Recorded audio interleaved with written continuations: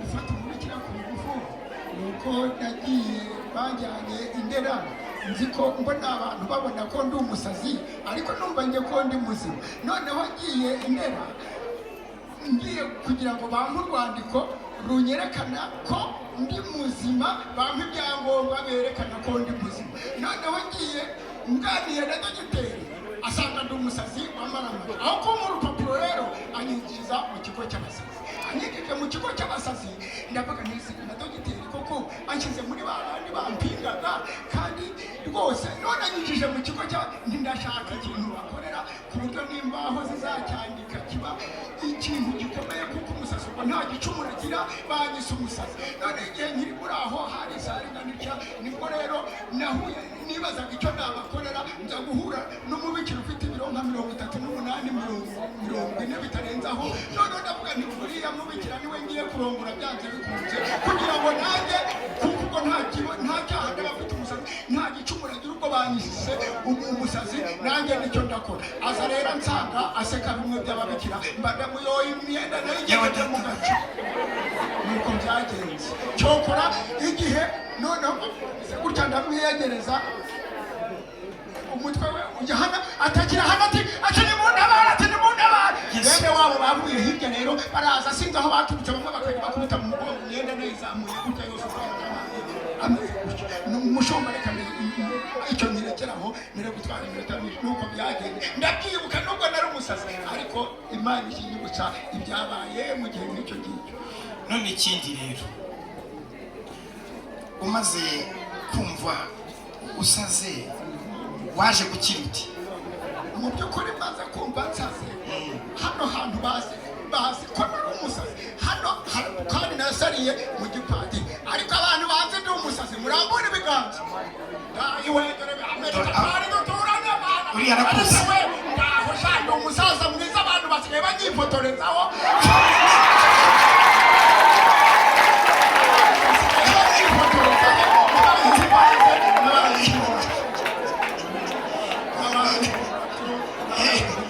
barakuzi uri umusazi. Oya nimwongera murambura ibiganza bazi mwese ndi umusazi. Ubuse hari ibindi muhabye mu mushaka abari inyuma n'abagakishijwe, nasariye kwa padiri utarakubitirwa mu kiliziya yagira ngo Bikira Mariya agira impuhwe, nasariye kwa padiri.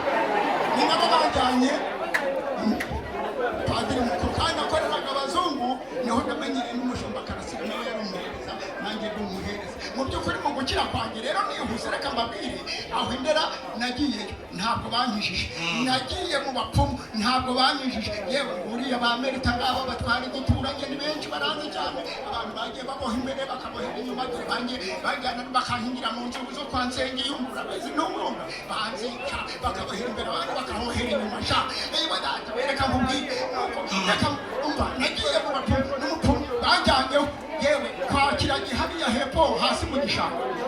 Ye baba mana we yararaguye, ndabyibuka abwira ba mama wacu abanjyanye bose ati uyu muntu ntazagira gute, ntazaki banjyanye Indera. Nabo ndataha bananiwe, nuko birananirana mu bapfumu birananirana, nuko bajya kuzana n'amazi yo muri Isirayeli mushumba, aho Yesu yabatirijwe na Yohana, amubatirije muri Yorodani, barayavoma bazana akabido karindwi.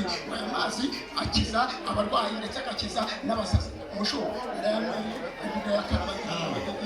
kuko nari maze kumenya nyuma ko mfite ikibazo, ariko abo badayimoni ntibagiye. Namaze imyaka 7 rero, abarokore nibo bansanze bakajya bambwira ngo ngiye mu rusengero ngo gute nuko, ariko jewe nari narabamaze, kuko uko kumbohera imbere n'inyuma nararwanaga ngakubita nkakuca baba mwana, uko mubona mfite ibiro bike. Hari n'igihe nigeze kuremura isoko ku Murindi, nigeze kujya nandika amatangazo, mbese byinshi. Ariko reka mbwira, naje hano kuri hashize imyaka 7, kuko nasaze muri 84 bigeze muri 91 nibwo naje mu rusengero hano rwa Ruyaga. Reka mbwire ko nanabyibuka, ari uwayoboye iteraniro, ari n'uwaryigishije, nta mushyitsi wari uhari. Abari muri iryo teraniro murambura ibiganza, iteraniro nakiriyemo ndi umusazi, murambura ibiganza ndetse munahaguruke, byaba byiza. Barahari areba ngabariya bamwe ubanga bariya hariya muri bari mu rugendo n'abandi. nuko aho niho bansengeye rero iminota itarenze 3 yo ku cyumweru iteraniro babacungana naryo kuva muri 91 kugeza kuri uyu munsi ndi muzima. Duheza amashyi menshi. None ibindi bibazo bibiri rero ndabisubiza. ubu se urubatse? Ye baba mana we, mfite umudamu n'abana. Umudamu wawe ameze? Umudamu wanjye ni ukuri avuka i Gasogi, ni umudiyakoni, nawe ni umukozi w'Imana. Ni ukuri namuzanye afite ibiro bikeya, ariko ubu mubonye ni umwe mu bagore banini bari aha ngaha. Iyo agenda umubiri yarabyibushye kubera ko namutwaye neza. Njye n'ejo bundi mushumba twaraganiriye arambwira ati mugabo wanjye uburyo mbona ukuntu ukorera Imana, nihagenda abantu babiri muri uru rugo nzagendana nawe, ariko uburyo mbona ukorera Imana nihagenda mugabo wanjye ndakubohora uzagenda nsigara. Urumva umugore tutabanye neza. Abana 6. Ufite abana 6?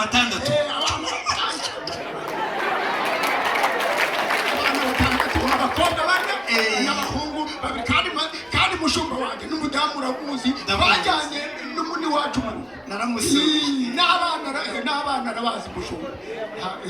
None se amakuru y'iyo ngoma? Amakuru y'ingoma rero natangiye kuyivuza nkiri kwa padiri. Abaje nkiri kwa padiri murambura ibiganza ni benshi, wenda nabyivuza misa ya mbere nkazibuza mu misa ya kabiri, zibuza mu misa ya gatatu, unatinda zumva zose ndebe Swahili.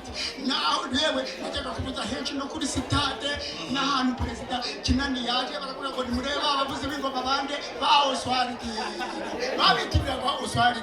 Nazivugirije no mu Rwanda, nazivugirije mu gihugu cya Tanzania, nagiyeyo neza ubundi aho ngereye kuri Dove barampamagaye mu giterane hariya n'ubundi mu Kampala, marayo iminsi 2 mushumba ndimo kuvuza akagoma. Wagiye mu mahanga? Nukuvuga ngo natangiye kuvuza ingoma mu 1970 na rimwe kuvuza ingoma mu kigo cy'abanyeshuri i Rulindo. Bakoresheje ikizami mbuwa kangahe? Mbuwa mbere kuza i Rulindo. Reka mbabwire ikindi, ndongera twimutse tuvuye i Rulindo, muzi ko ariko nanone bazanye ingoma 12. Muzi ko nyine hakozwe n'ikizami gikoreshwa n'uwitwa Ntari Basoba. Muzi ko nabaye uwa mbere, akaba ari cyo nigisha abandi baki bavuza ingoma. Bazi yuko nari umutoza w'abakarasi ntibazamura basubwa mu bitangiza abantu benshi. Nari umutoza w'abakarasi 12 nzikura nkazigeza hari, kandi nawe no muri Dove urabizi ko nzivuza 12. Ndabizi. Nkazigeza kuriya abantu bakavuga bati Imana yaguhaye impano yagize ite yarakoze. Mushuka none ubundi ubu kwitorera ukora iki? Kwitorera icyo ni cyambagije n'yasubiza cyambagije. Kwitorera ubundi nkora kuri Dove Hotel. Imana yangiriye neza igihe ikizeye. Nukuvuga ngo nkora imirimo igendanye na reception, nkora imirimo igendanye no kujya kubitsa amafaranga yose yabonetse muri Dove Hotel. Imana yangiriye ikizeye.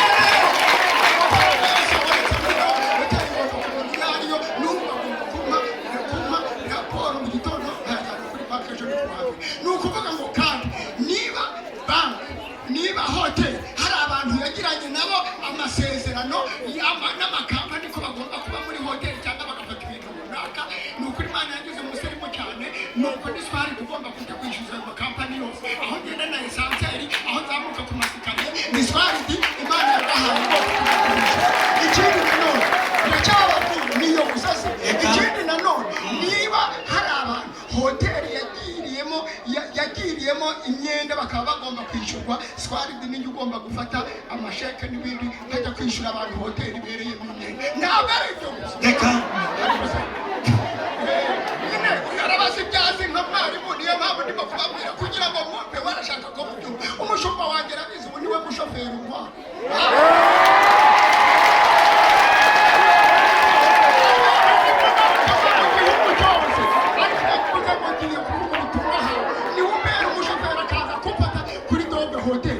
Mu gitondo rya muri hoteli, ku manywa nkarya muri hoteli, n'ijoro nkarya muri hoteli, n'ubu niba aha ndagenda njya kurya. Kandi hoteli rancu kuva hoteli yaba nyiryamo mu gitondo saa 6 mugoroba, kandi ntabwo nishyura. Imana yagize gutega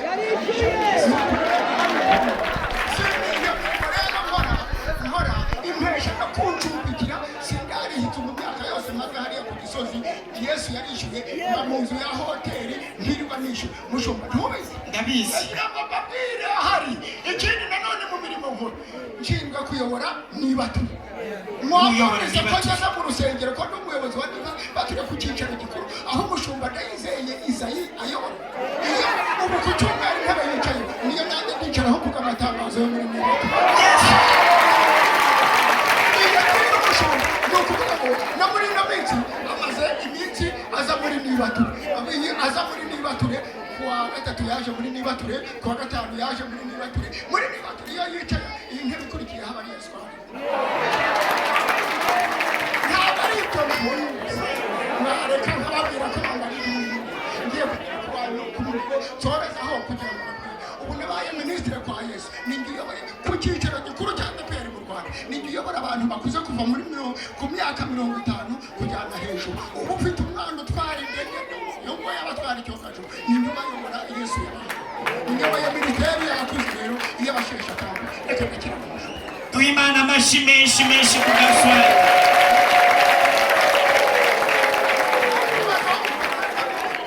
ibindi bibazo nk'abantu baba batarakizwa icyo wababwira abantu nabwira ngo mukaba mutarakizwa ukaba uri muri iri terane ukaba wumvishe iby'Imana aho Imana yankuye nk'abantu nkaba naragiye indera abantu mwese mubizi n'abatabizi barabibare ubu ngubu ku maradiyo bacishaho ngira igihe cyo kujya kuvuza ingoma ku mateleviziyo nkagira igihe cyo kujya kuvuza ingoma mbese ubu no ku cyicaro gikuru nzibuza mu minsi yose sinjya duhuka mbese Imana yagiriye neza ntabugije n'ingoma abantu baravuga bati niba utazaza no mu iteraniro iyo ugiye kujya ahantu simbivuga baravuga bati niba swari atazabahari ati natwe ntituzabahari bantu mudakijijwe rero ubu Yesu yagize wo kwifuza ndagira ngo namwe uyu munsi ufate umugambi mumaze kumva ubuhamya ko byazababera urubanza ko Yesu agira neza niba nari umusazi ariko nkaba ndi umukozi w'Imana hari icyo Imana itakoze mbese muri iri teraniro rero